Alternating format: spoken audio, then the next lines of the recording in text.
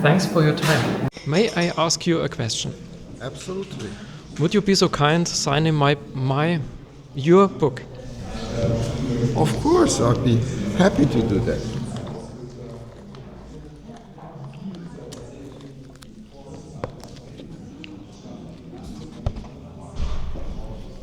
I got a pen. You've got a pen? Yes. Okay, thanks a lot.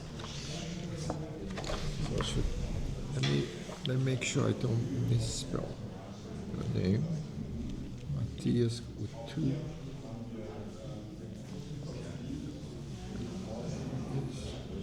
Oh, this is a long. It's a long name, yes. For Bayer. Yes.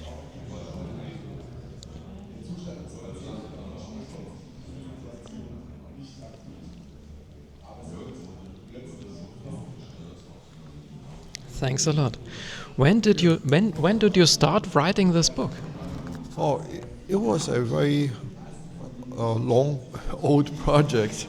I've been working about this idea for something like 7 years before I wrote the book. And this is not really my personal work, but it's a teamwork. It's teamwork, with many, okay. many people, probably dozens of people, including engineers, technicians, managers, etc. Because the idea was that we need to find a better way to do the work that we have to do in order to protect the patients and improve their care, not only in terms of safety, but also prompt care, on time. Because if a patient goes to a hospital, they expect to be treated not just carefully, but also promptly. Of course. Okay, so we were spending a lot of time doing unnecessary things because it was the tradition to do things. For example, I talked yesterday about electrical safety, because we had this notion some 50 years ago that electrical shocks can harm a patient, even kill a patient. Turned out that at that time it was indeed true that some devices was not well manufactured and was not properly taken care of also in the hospital. But that problem was resolved once people understood what was necessary. So nowadays, in the last 20 years, there was absolutely no proof that there is a problem with electrical safety. So we managed to convince the government to abolish the test.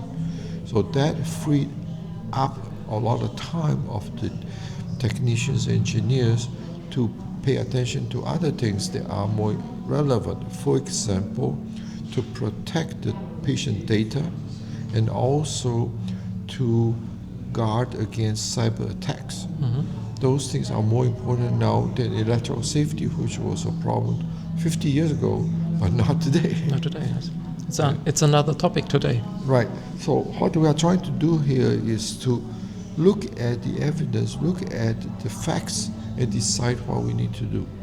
And not just because we used to do it, we will continue to do this. Okay, so that's the basic idea. So it took a long time. I see.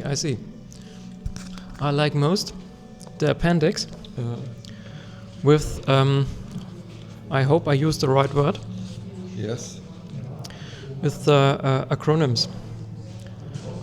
And for me, it generates a base. It generates really a base in classification of errors. How did you have the idea to generate this, I would like to call it standards? Well, first, it's not exactly a true standard because it was not agreed by everyone, but it was agreed by the small group, a few dozens of people who work in this area. And second, it's really not so much a description of the failure, but the cause of failure. This is in the tradition of science engineering, is that if you have a problem, you need to understand the cause of the problem. It's like you go to a doctor and say, I have a pain here. Or if the pain is coming from your muscle, is one issue. If the pain is coming from your heart, it's a totally different issue. So the doctor needs to understand the cause of your pain in order to address it properly with medication, therapy, etc. So that's the same basic idea here. And actually, to be honest, we copied the name evidence-based maintenance from medicine, because in medicine this is called evidence-based medicine. Medicine, yes. Right?